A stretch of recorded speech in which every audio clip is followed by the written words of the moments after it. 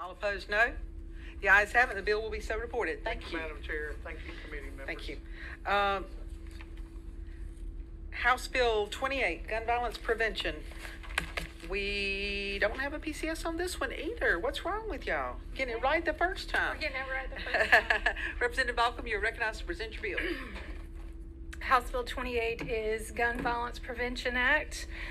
This public safety measure designed to prevent convicted felons from possessing firearms or weapons of mass death destruction while committing or attempting to commit a felony. The legislation targets repeat violent offenders, enhances penalties for illegal firearm possession during a crime, and ensures stricter consequences for those who pose a threat to law enforcement and the public.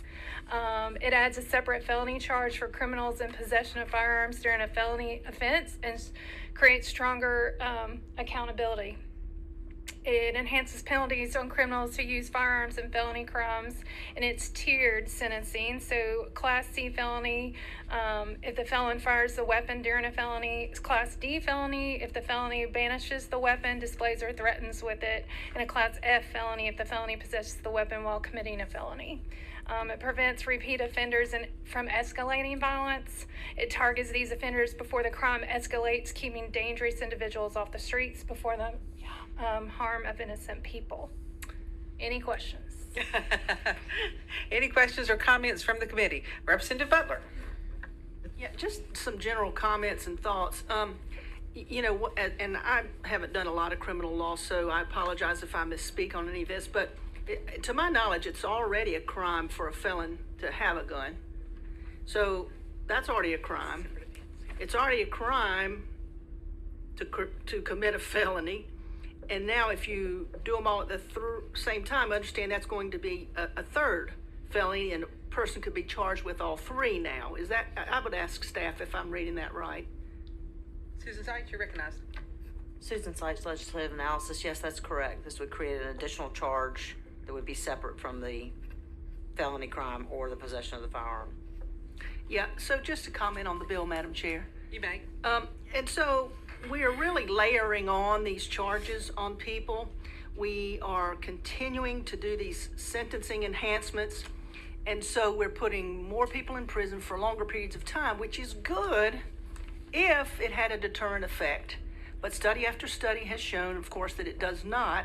And really, in order to create a deterrent effect, what we need to do is have more police on the street, because it's the knowledge that you will be caught that is the deterrent. So these bills, while, again, it's hard to argue with a violent offense, you know, and I'm going to vote for the bill, but we cannot continue to try to punish our way into safer communities. It's just not effective. It's just not working. And we've seen a spate of these bills already this year in committee, all these sentencing enhancements. We're going to have to build some more prisons, y'all, I guess. So, thank you. And all I will say is I'm glad to hear you're not in favor of defunding the police. Okay. Representative Smith. Thank you, Madam Chair. And I'll piggyback on what Rep. Butler was saying. I just like a hypothetical, make sure I'm understanding what the bill is attempting to do. If somebody commits a B&E of not a dwelling but a building, I think that's a Class H felony, and they're a convicted felon, they possess a gun. In that situation, assuming there's no discharge or brandishing, my understanding is they would be charged with a Class F under this, and then they would still be charged with the B&E, with a Class H, and then also charging them with the Class G, possession of firearm by felons. So those would be the three felonies in that hypothetical. Is that correct? Representative Sykes. Yes, that's correct. And I sort of will echo Representative Butler. I will vote for this bill. I agree we want to deter folks from possessing firearms during the commission of felonies, but I do think it's worth noting that in this hypothetical, we're punishing somebody with two felonies for the same action of possessing a firearm. They're being charged with possession of firearm by felon, and then they're also being charged with possessing the firearm during the commission of a felony. So my point is that there's one criminal action there, which is the felon possessing a firearm, and we're charging them twice. I just think that's a little potentially duplicative there, and I think that when we're charging folks, we should charge them for separate actions, and that's my only concern moving forward with the bill. I appreciate the spirit of the bill, and I understand what it's trying to do.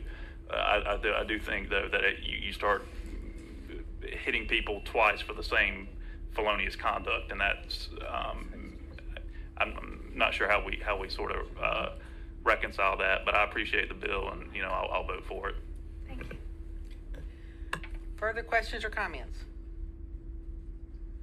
Anybody from the peanut gallery, or as we like to say, spectators? Want to say Wants to anything? make a motion. Representative Purtle. That very thing. It wound up costing me my job because I turned around and reported to OEMS, but it was worth it in the long run because it was the right thing to do. That's when I found out there was nothing that did it.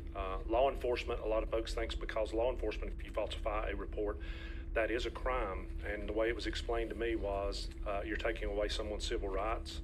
So that's why they have it, but we don't have anything here. So I'll stand for any questions. So what does your bill do? Oh, sorry. Basically, what the bill's going to do is if you falsify that report, you amend the report, or you destroy the report, then it becomes a crime if someone was injured or died as a result of what happened. The other side to that is a financial, if you are doing it to collect money, and this happens most often in convalescent transport where people are being taken back home, folks can document that they were unable to get back, and the insurance company ends up paying the bill when in fact they had other methods. They were completely ambulatory and able to do it. So if you did it to gain something financially, that would also be a crime. And okay, members of the committee, questions?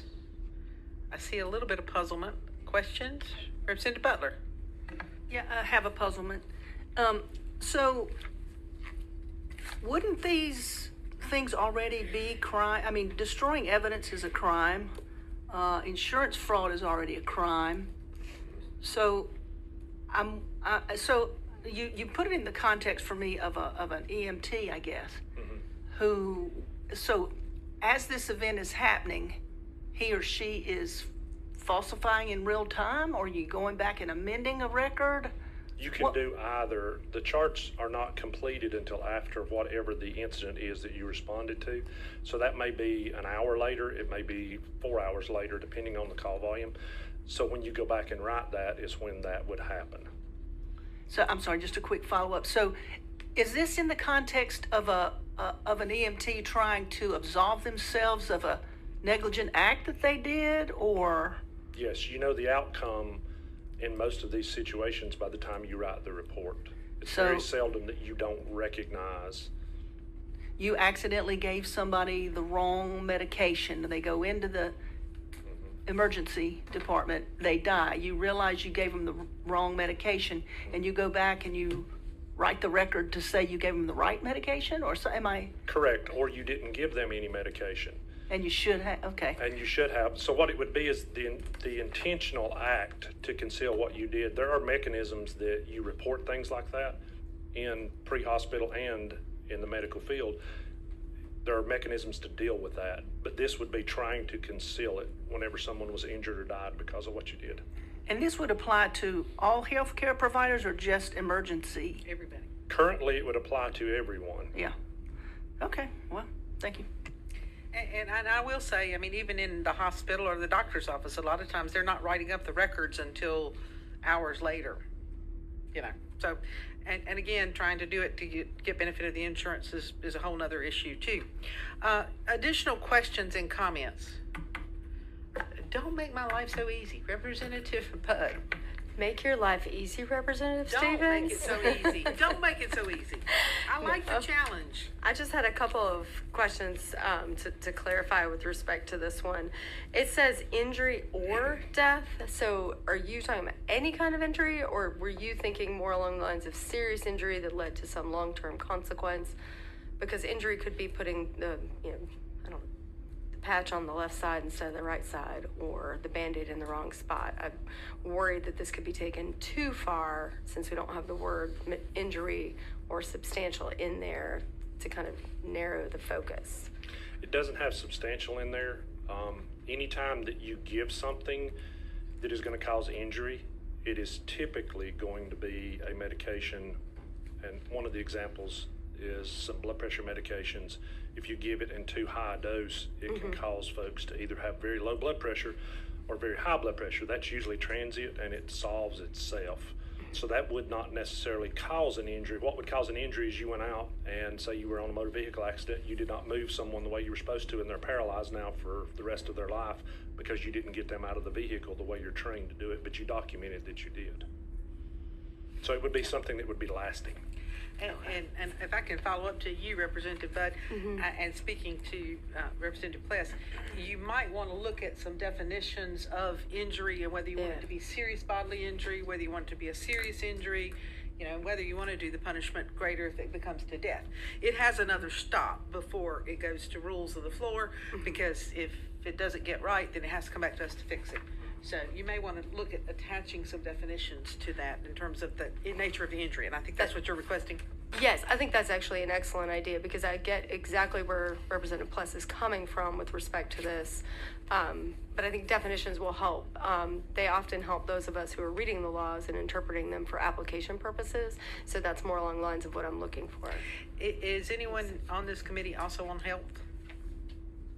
Oh, okay. So help see and a find a volunteer. definition. That'd be great. I see you've been voluntold. Knowing that we have that concern or issue, are we ready for a motion as to the original bill? Representative Green cautiously raised his hand, and it goes next to health. Yep. Madam Chairman, I'll move for a favorable report to what is this, House Bill 123 with a referral to health. You've heard the motion. Further questions or comments? Seeing none. The question before the body is the passage of House Bill 123. Those in favor will say aye. Those opposed, no. The ayes appear to have it. The ayes do have it, and the bill will be so reported. Okay, thank you. Thank you. Thank you. Seeing nothing further, we can stand adjourned.